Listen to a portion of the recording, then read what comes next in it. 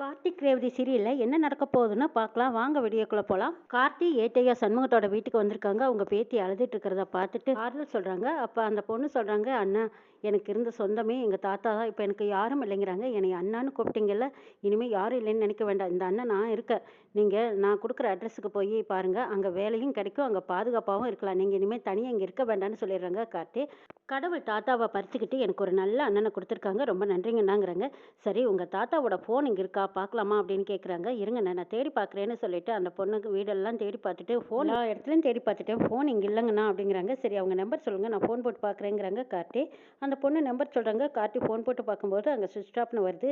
அவங்க அநேகமாக மண்டபத்தில் தான் தவற விட்டுருப்பாங்கன்னு சொல்கிறாங்க. சரி நான் போய் பார்த்துக்கிறேன்னு சொல்லிட்டு கார்த்தி அங்கேருந்து கிளம்பி போகிறாங்க. பாட்டி வீட்டுக்கு போலீஸ் ஜீப் வருது. அப்போ துர்கா நவீன் ரெண்டு பேரும் பயப்படுறாங்க. ஒருவேளை உங்கள் அம்மா தான் கேஸ் கொடுத்துருப்பாங்களான்னு கேட்குறாங்க. நவீன் எங்கள் அம்மா அப்படியெல்லாம் பண்ணியிருக்க மாட்டாங்க, பாட்டியை பார்க்கறக்கு வேறு ஏதாவது காரணமாக வந்திருப்பாங்கன்னு சொல்லிட்டு இருக்காங்க. அதே மாதிரி போலீஸ் ஜீப் வந்ததும் பின்னாடியே ஊர்க்காரங்களும் வராங்க. பாட்டி வந்து பார்க்கும்போது ஊர்க்காரங்களும் போலீஸ்காரங்களும் நிற்கிறாங்க. இவங்களை பார்த்துட்டு பாட்டி என்ன போலீஸெல்லாம் வந்திருக்கீங்க எப்படின்னு கேட்கவும், ஆமாம் உங்களை விசாரிக்கிறதுக்கு நாங்கள் போலீஸ் ஸ்டேஷன் கூட்டிகிட்டு போகிறோங்கிறாங்க.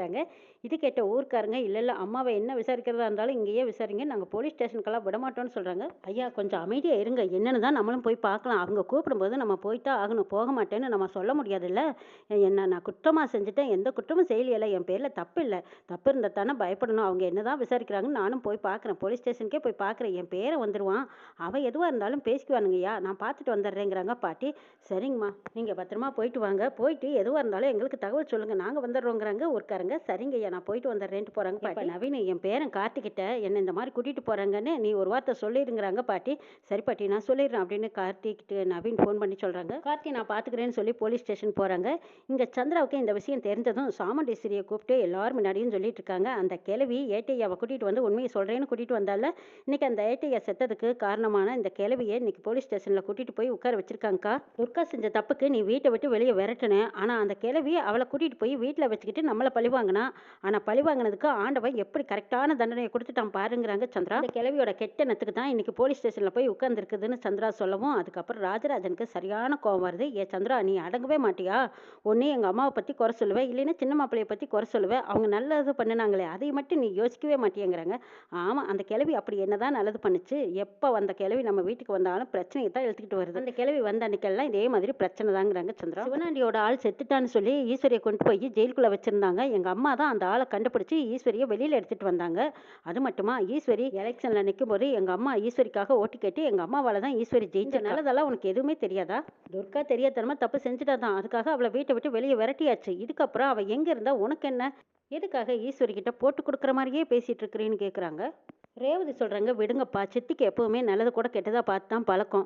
ஆனால் இதனால எந்த பாதிப்பும் வராது, ராஜா இருக்கார் அவர் பார்த்துக்குவார், தைரியமாக இருங்கிறாங்க ரேவதி. கார்த்தி போலீஸ் ஸ்டேஷன் வராங்க. அங்கே பாட்டி பழசெல்லாம் நினச்சி பார்க்குறாங்க. பாவம் சண்முகம் உண்மையை சொல்கிறேன்னு வந்தா, பாவம் அவனுக்கு இப்படி ஒரு நிலைமை ஏற்பட்டுருச்சு. எப்படியும் ஹாஸ்பிட்டல் கூட்டிகிட்டு வந்து காப்பாற்றிடலான்னு நினச்சோம், ஆனால் அப்பவும் தப்பிக்க முடியாமல் இப்படி போய் சேர்ந்துட்டாரு. இதனால் இப்போ போலீஸ் ஸ்டேஷன் வந்து உட்காந்துருக்கும்படி ஆகிப்போச்சேன்னு கவலையோடு உட்காந்துருக்காங்க பாட்டி. அங்கே கரெக்டாக கார்த்தி வந்ததும், கார்த்தி நடந்ததெல்லாம் தெரியுமாப்பாங்கிறாங்க. ஆமாம் பாட்டி கேள்விப்பட்டு தான் வந்தேன், நீங்கள் ஒன்றும் கவலைப்படாதீங்க நான் இருக்கேன் பார்த்துக்கிறேங்கிறாங்க கார்த்தி. கார்த்தி இன்ஸ்பெக்டரை சொல்கிறாங்க, எங்கள் அத்தையோட அம்மா இறந்ததில் ஏதோ ஒரு மர்மம் இருக்குது, அது ஏட்டையாவுக்கு மட்டும்தான் தெரியும். அந்த விஷயத்தை உண்மையை சொல்கிறதுக்காகத்தான் பாட்டி மண்டபத்துக்கு ஏட்டையாவை கூட்டிகிட்டு வந்தாங்கன்னு சொல்கிறாங்க கார்த்தி. அப்படியா? பாட்டிக்கும் அவங்க இறந்து போனதுக்கு சம்மந்தம் இல்லைங்கிறாங்க கார்த்தி. அப்படியெல்லாம் விட முடியாது, இறந்து போனவங்க எங்கள் டிபார்ட்மெண்ட்டை சேர்ந்தவங்க, எதனால் இறந்தாங்கன்னு நாங்கள் இவங்ககிட்ட என்கொயரி பண்ணியே ஆகணுங்கிறாங்க இன்ஸ்பெக்டர். சரி நான் பாட்டிக்கிட்ட பேசிக்கிறேன்னு சொல்லி கார்த்தி பாட்டிக்கிட்ட போய், பாட்டி நீங்கள் ஒன்றும் கவலைப்படாதீங்க நான் பார்த்துக்கிறேங்கிறாங்க.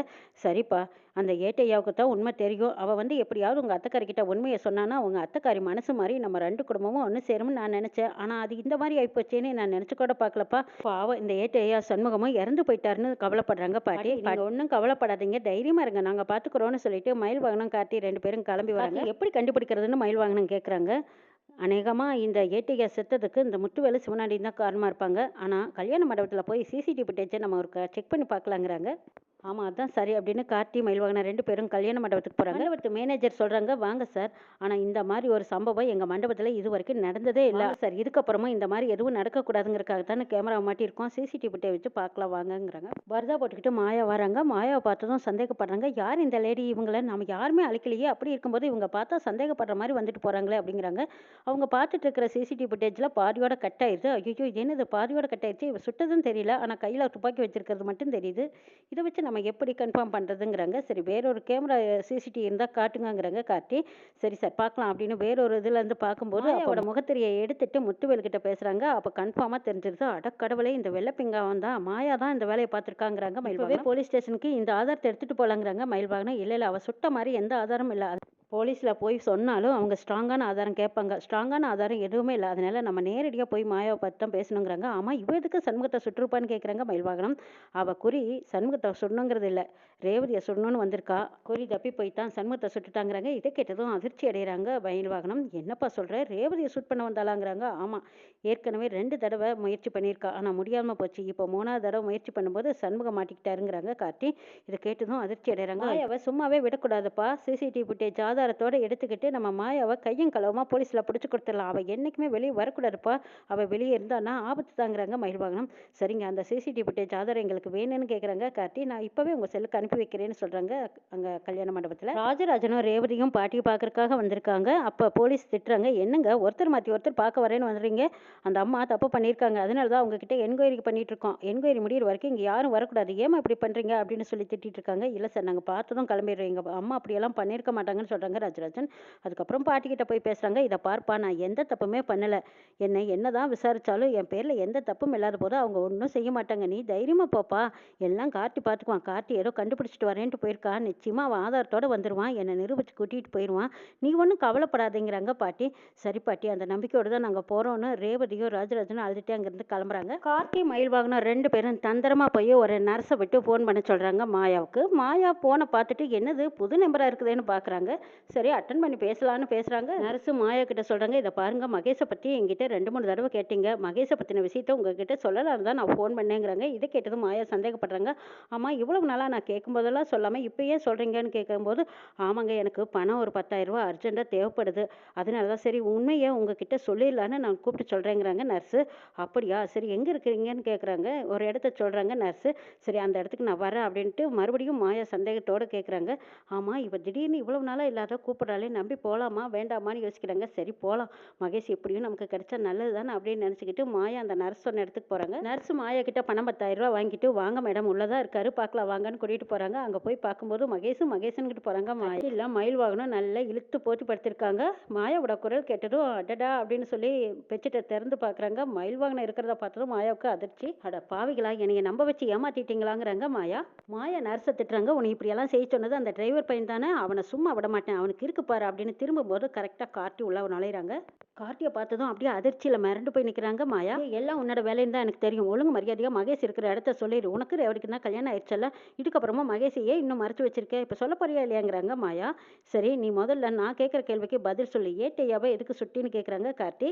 ஓஹோ நான் பர்தா போட்டுட்டு வந்ததும் நீ கண்டுபிடிச்சிட்டியா, எல்லாமே நீ கண்டுபிடிச்சிடுற, இதை பாருடா மண்டபத்துக்கு உன் பொண்டாட்டியை சொல்றதுக்கு தான் வந்தேன், ஆனால் அந்த நேரம் பார்த்து இந்த ஏட்டு வந்து மாட்டிக்கிட்டான், அதுக்கு நான் என்ன செய்யிட்டுங்கிறாங்க மாயா. உன் பொண்டாட்டி ரேவதிக்கு ஆயுஸ் ரொம்ப கெட்டின்னு நினைக்கிறேன், அதனால தான் நான் ஒவ்வொரு தடவையும் குறி வைக்கும் போதெல்லாம் தப்பிச்சுக்கிட்டே இருக்கா, ஆனால் அவளுக்கு ஏன் கையால் தாண்டா சாவு, என்னைக்கு இருந்தாலும் நான் அவளை கொல்லாத விட மாட்டேங்கிறாங்க மாயா.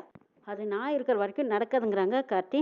இதை பாருடா மகேஷ் ஒழுங்கா என்கிட்ட ஒப்படைச்சிட்டா நான் அந்த மாதிரி முயற்சியை ஒட்டுருவேங்கிறாங்க. நீ என்ன பேசினாலும் தப்பிக்க முடியாது, ஒழுங்கு மரியாதையை வந்து போலீஸ் ஸ்டேஷனில் ஒட்டுக்கோங்கிறாங்க கார்த்தி.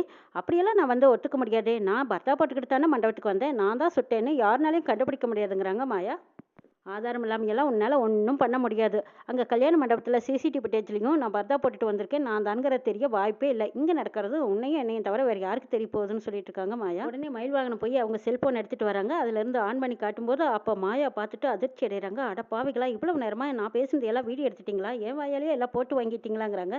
ஆமாம் மாயா உண்மை என்றைக்குமே சாகாது, அதனால நீ உண்மையாக ஒழுங்காக வந்து நீ போலீஸ் ஸ்டேஷனில் நடந்த விவரத்தை அத்தனையும் சொல்லி ஒட்டுக்கோங்கிறாங்க. வரமாட்டேன்னு பிடிவாதம் பண்ணிட்டு இருக்காங்க. இப்போ நீயா வரையா இல்லை போலீஸே வந்து உன்னை இழுத்துட்டு போனா தான் வருவியான்னு கேட்குறாங்க. மாயா தானே வந்துடுறாங்க. போலீஸ் ஸ்டேஷனுக்கு வந்ததுக்கப்புறம் எல்லா உண்மையும் ஒட்டுக்கிறாங்க. இந்த பக்கம் பாட்டியை விடுதலை பண்ணி கூட்டிகிட்டு வராங்க கார்த்தி மயில்வாகனத்துக்கு சந்தேகமாக இருக்கா. ஆமாம் மாயா எதனால அந்த முத்துவேலை காட்டி கொடுக்காம இருக்காங்கிறாங்க. ஆமாம் முத்துவேலு சண்முகத்துக்கும் ஏதோ ஒரு சம்மந்தம் இருக்குது, அதனால தான் முத்துவேலு மண்டபத்துக்கு வந்திருக்காரு. அது மட்டும் இல்லாமல் ஹாஸ்பிட்டலில் சண்முகத்தோட ஆக்சிஜனை எடுத்து விட்டதே முத்துவேலை தான் இருக்கும். எனக்கு முத்துவேல் மேலே சந்தேகமாக இருக்குது, ஆனால் மாயா ஏன் முத்துவேலை மறைக்கிறான்னு தான் எனக்கு புரியலைங்கிறாங்க மயில்வாகனம். கூடிய சீக்கிரம் அதுக்கான காரணத்தையும் கண்டுபிடிக்கலாங்கிறாங்க கார்த்தி. உடனே முத்துவேலு சிவனாண்டி 2 பேருமா சேர்ந்துக்கிட்டு ஆமாம் மாயா எப்படியோ வசமா இப்படி மாட்டிக்கிட்டாலே, நம்மள காட்டிக் கொடுக்காத வரைக்கும் நல்லது. எதனால நம்மள காட்டிக் கொடுக்கலைன்னு தெரியல. சரி அந்த நன்றி கடனுக்காவது நம்ம மாயாவ போய் பார்க்கலாம். ஜாமீன் கிடைச்சா அவள எடுத்துட்டு வரலான்ட்டு போறாங்க. முத்துவேல், சிவனண்டி 2 பேரும் மாயாவ பார்க்கறக்கு போலீஸ் ஸ்டேஷன் போயிருக்காங்க. இத கார்த்தி கவனிச்சிடுறாங்க. 2 பேரும் வரட்டும் அப்புறம் பேசிக்கலாம் அப்படின்னு காத்திருக்காங்க கார்த்தி. முத்துவேலும் ஒரு நாள் இதே மாதிரி கார்த்தி கிட்ட சிக்க போறாங்க. இன்னும் என்னெல்லாம் நடக்க போகுதுங்கிறதையும் நாளை எபிசோட் பார்க்கலாம்.